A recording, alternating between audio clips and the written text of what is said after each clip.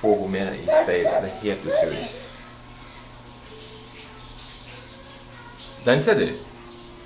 Sitter på huk, så rister jeg rett opp. Sånn må riste opp. Sånn, ja. Og så sånn. Må vink. Må vink. Sånn, gjør sånn.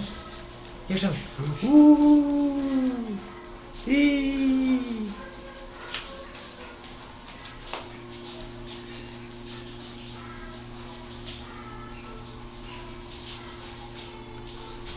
Har du smil på lur?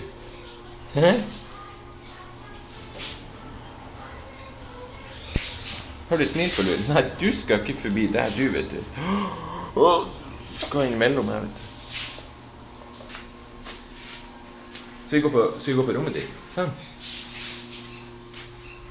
Her er det ryddig og fint, vet du. Og det er favorittleken. For den lager bare lyd, vet du. Du begynner å fly selv. Hei!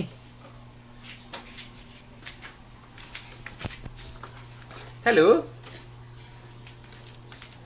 Skal du gå på tur med leken?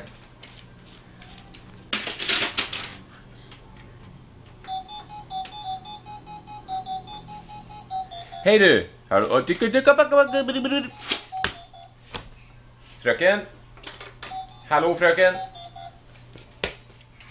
Hallo? Hva er det her for noe tullesug?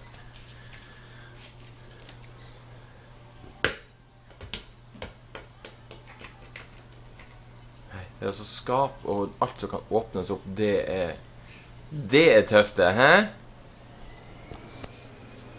Du, hva du sier for noe? Hei, hva du sier? Hei.